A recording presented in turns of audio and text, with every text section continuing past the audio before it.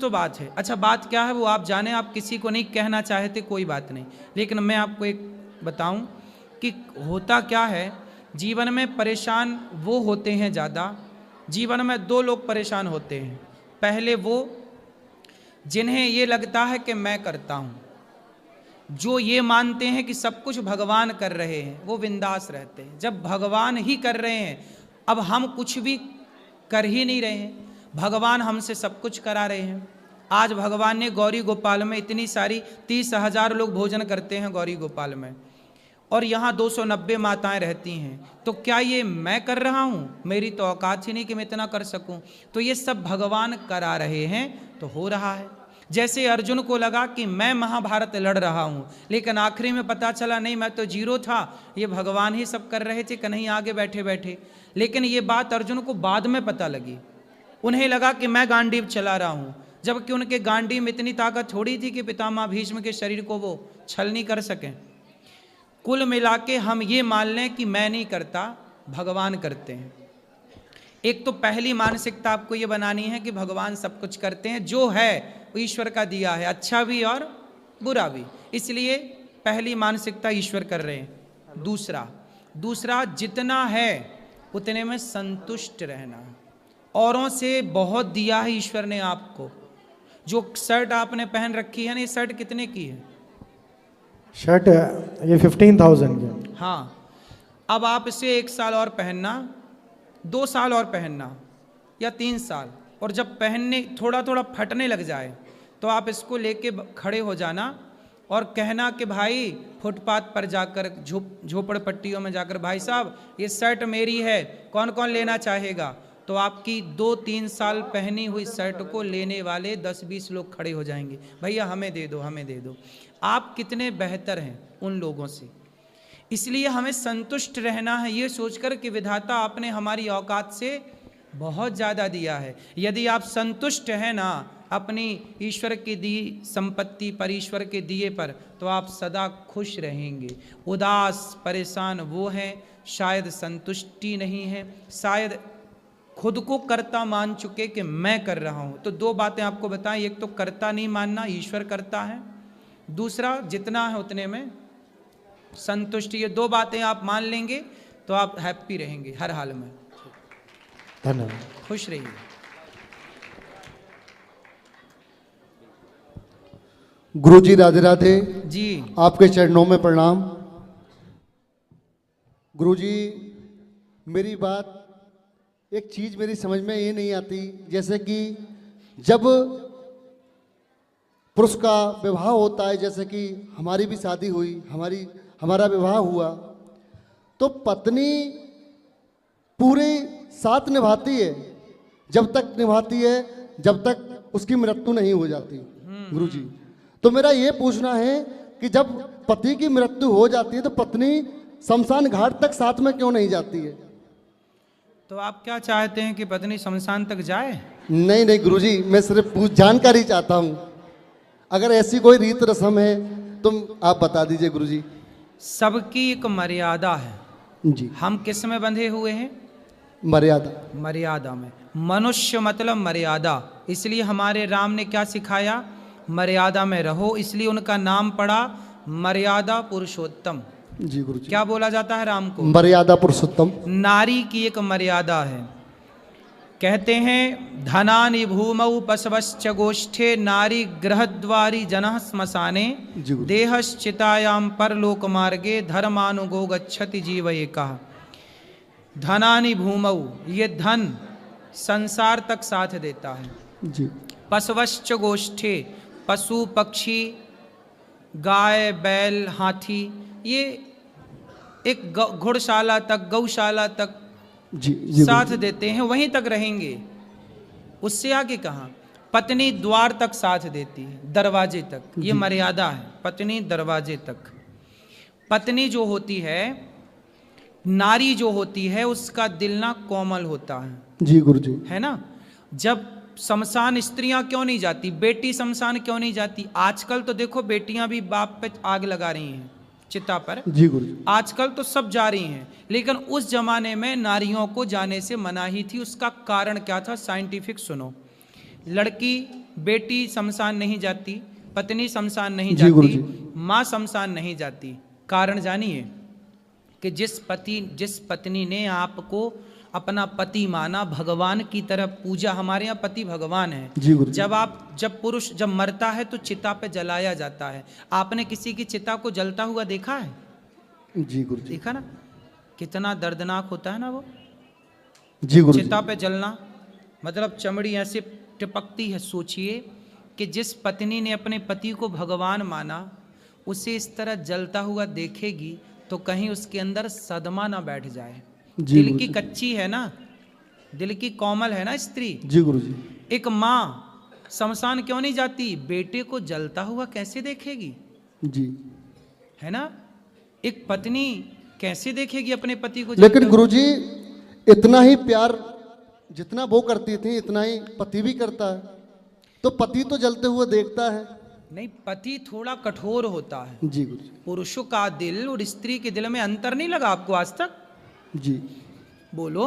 जी गुरुजी। स्त्री बेटी और बेटे के दिल में अंतर नहीं लगा आपको आज तक? स्त्री थोड़ा कोमल है, कोमलांगी बोला जाता है उसे। कोमल अंगों की, केवल अंग ही कोमल है स्त्री के नहीं, कोमल उसका मन भी है, कोमल उसका दिल भी है। सदमा बच्चे झेल जाते, लड़का झेल जाता है थोड़ा, लड़की नहीं झेल पाती।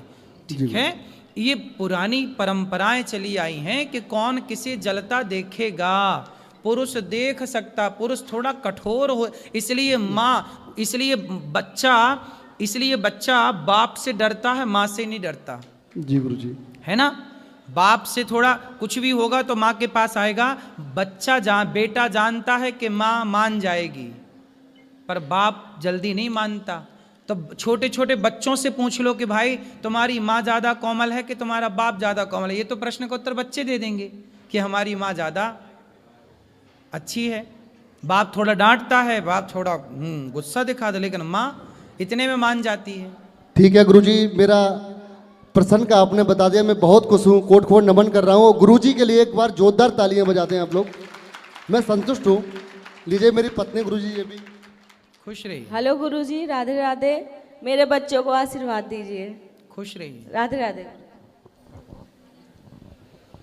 राधे राधे गुरुजी। आपके चरणों में तुच्छ सी दासी का कोटि कोटि नमन स्वीकार। खुश रहिए। मेरे बेटा का जन्मदिन 16 दिसंबर को है, तो उसी के उपलक्ष्य में अन्य क्षेत्र बंटवाना चाहती हूँ। ठीक है, बहुत सुंदर। वो नहीं आया है एग्जाम के चलते, तो उसको आशीर्वाद दे दीजिए। आदित्य नाम है। आदित्य को राधे राधे और उसे बहुत बहुत शुभकामनाएं उसके जन्मदिन की। ऐसी माँ जो अपने बेटे का जन्मदिन संतों की सेवा करके मना रही है, संतों के आशीर्वाद से बच्चा दीर्घजीवी बने, खूब सुखी हो। एक और प्रश्न है, मेरे पिताजी की अकाल मृत्यु हुई थी, तो क्या मैं उनके लिए पोथी पाठ करवा सकती हूँ? बिल्कुल बेटी करा सकती है, पिता के लिए शुभ कार्य। अब तुम बात करो। राधे राधे गुरुजी, मैं आपके लिए कुछ धनराशि लाई हूँ, आपको देना चाहती हूँ। ठीक है।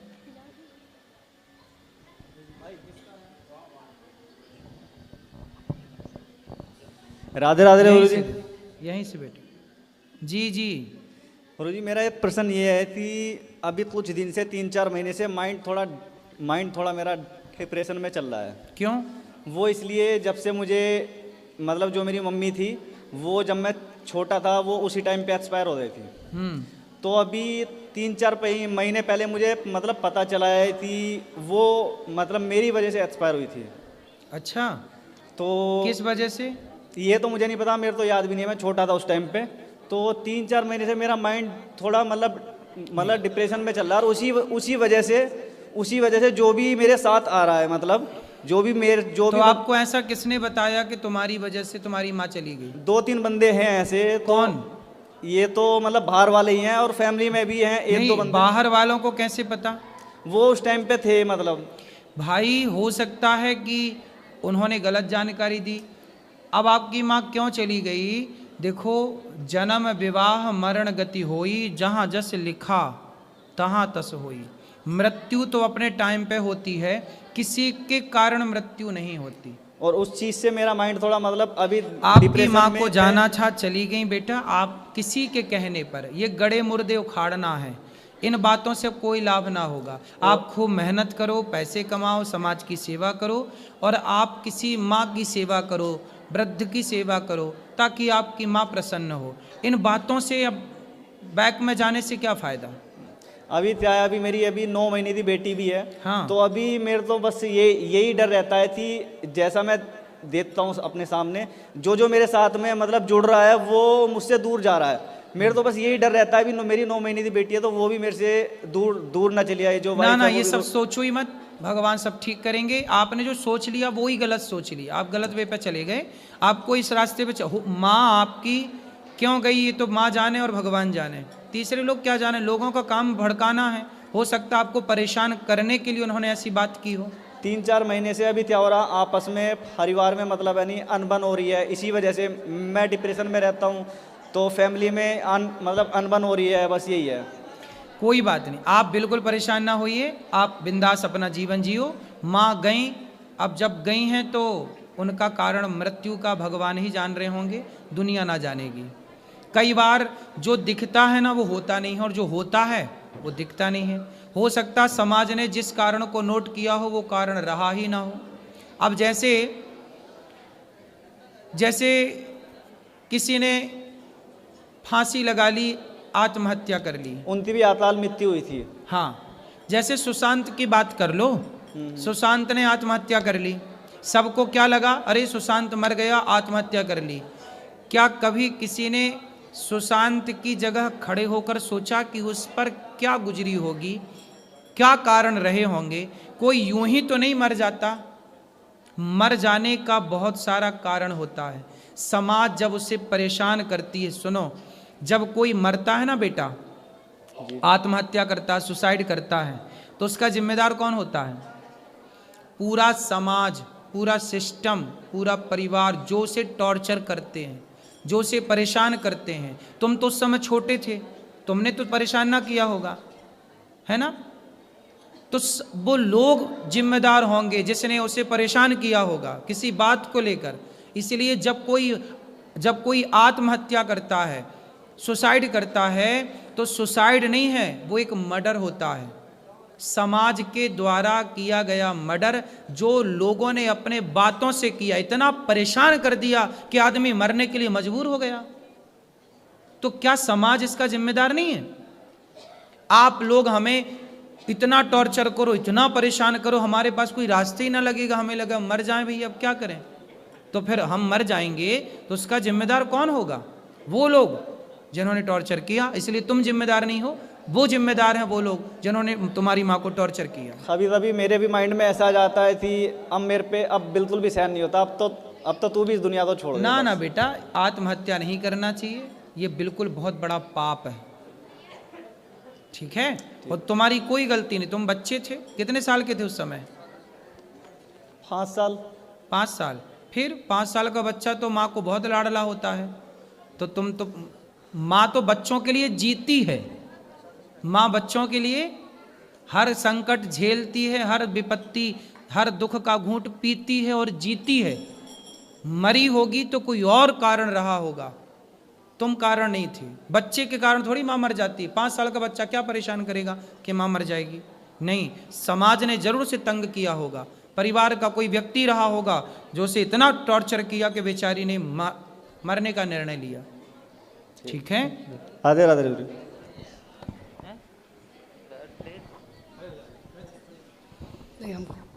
राधे राधे गुरुजी। जी हम कलकत्ता से आए हैं गुरुजी। जी गुरुजी, मेरे माता पिता दोनों यहाँ पे आए हुए हैं, थोड़ा उनको समझाइए, आपस में बहुत लड़ते हैं। कहाँ है? वहाँ पर खड़े हैं गुरुजी। कहाँ? बात कराओ माता। आइए इधर आइए। इस तरफ आओ, घूम के जल्दी आओ, दोनों माता और पिता। तब तक इनसे बात करो। राधे राधे ये गुरुजी। छोटू से इससे बात। हाँ ये अब तुमसे राधे करेंगे। राधे गुरुजी। हाँ जी। हम आसनसोल से आए हैं और अच्छा। हम आपके दर्शन के लिए हम बहुत दिन से सोच रहे थे। आसनसोल में आपसे मिलना मतलब संभव नहीं हुआ, और मेरे बच्चे आपका आशीर्वाद लेना चाहते हैं। खुश रहिए, खुश रहिए। ये छोटू खड़े हो जाओ। फिर तुम। हर हर महादेव गुरुजी। हर हर महादेव। राधे राधे जी। गुरुजी, मेरा प्रश्न ये है कि जैसे हम ब्रह्मचर्य का पालन करते हैं तो उसमें हमको जैसे 3-4 महीना ठीक है, बाकी सब ने 2 शादी ऐसे ब्रह्मचर्य निश्चित नहीं रह पाता है, सही नहीं रह पाता है, इसका मार्गदर्शन कीजिए। भगवान का चिंतन करके सोया करो जी। आप कोई भी चीज का चिंतन, जब किसी स्त्री का चिंतन करोगे तो फिर ये बीमारी होती है जी। भगवान का चिंतन करके सोएंगे तो ये बीमारी नहीं होगी जी ठीक है। जी। भगवान का चिंतन करके सोया जी करो। गुरु जी एक और प्रश्न है, हम एक बार और भी आए थे तो आप नहीं मिले, चले गए, जल्दीबाजी में थे। एक बार और 2 बार चले गए। कोई बात नहीं, हम मिल गए ना जी इनसे गुरु बात जी, करो। तो हम आपसे पास आए थे काम के लिए, हमको कोई अपने पास नहीं रखता, मांस मछली नहीं खाते हैं ना, तो हम जाते हैं काम करने, मतलब हम 20 साल उम्र हो गया, 20 साल में मतलब कि तुम 20 साल के हो जी। तो हम बहुत मतलब कि दिल्ली, मुंबई, कलकत्ता, गुजरात सब जगह घूम लिए, हमको कोई नहीं रखता अपने पास, रखता है समझ जाता है, जान जाता है कि ये सब खाने वाला नहीं है तो निकाल देता है कोई नहीं कोई बहाना करके। तुम तो हम गांजा तो नहीं पीते ना, गांजा तो नहीं पीते? नहीं गुरु नहीं पीते हैं, कुछ फिर कुछ ठीक है। नहीं, कुछ नहीं खाते पीते, सिर्फ लहसुन प्याज खाते हैं। ठीक है जी। तो ये गुरु जी हमको आप ये बिंदा पाठक जी से बात कर लेना, ये काम देंगे यदि काम होगा यहाँ कोई तो, ये बात कराओ। गुरुजी राधे राधे। जी मैं हूँ बदायूं से। बताओ। मैं गोपाल जी की सेवा करता हूँ। हैं? गोपाल जी की गोपाल जी सेवा करता हूँ मैं। हाँ अच्छा है, तो मैं अपने भैया के छोटा भैया मानता हूँ उनको। सही है। तो लोग बार कह रहे हैं ये पानी नहीं पीते हैं, मुझे लगता है ये पानी पीते हैं। सब भगवान खाते हैं, पीते हैं, सोते हैं, सब भगवान करते हैं। तो मेरे आंखों में आंसू आ जाते हैं इनकी याद में बहुत। सही है। मैं संसार से दूर रहना चाहता हूँ, इनके चरणों में आ गया मैं। सही है, अच्छा है, ऐसा आशीर्वाद दो। खुश रहो। चलो बात करो मैया से। मैया राधे राधे गुरु जी। जी, आपको चरणों में कोटि कोटि प्रणाम। खुश रहिए। हम यही कहने चाहते हैं, हम तो आए हैं पश्चिम बंगाल से जय गुरुदेव के आश्रम में, तो हम आपको भेंट करने के लिए चले आए हैं। आप पति से काहे लड़ती हो? नहीं, पति मेरे से ही लड़ते हैं। अच्छा, पति से बात कराओ। सुनिए ना गुरुजी, हाँ। हम मेरा परिवार से सबसे पूछ लीजिए, हम इतना पति को सेवा करते हैं, मानते हैं, लेकिन बहुत गुस्सा करते हैं। क्यों गुस्सा करते बात हैं? कराओ। इतना गुस्सा करते हैं कि रुआ देते हैं। काहे गुस्सा? राधे राधे गुरुजी। राधे राधे। काहे गुस्सा करते हो पत्नी पे? गुस्सा हम नहीं करते हैं साहब, मगर थोड़ा सा कभी कल गुस्सा आ जाता है। हाँ। हमारी बात ये नहीं मानती है, थोड़ा गुस्सा आ जाता है। कौन सी बात नहीं मानती? अब हम कल एक प्लास्टिक खरीद रही थी, उसका दाम 20 रुपया था और ये 40 रुपया बोली दे दें, और 40 रुपया में प्लास्टिक खरीद ली और उसका दाम है 20 रुपये। अच्छा, मतलब ये 20 रुपया की चीज 40 में खरीद के ले आती हैं? हाँ। काय मैया? एक गुस्सा का बात है, बोलिए। नहीं, ऐसा बात नहीं है, बहुत गुस्सा करते, थोड़ा समझा दीजिए इनको। नहीं तो तुम 20 रुपया की चीज 40 में खरीदोगी तो आदमी तो गुस्सा करेगा।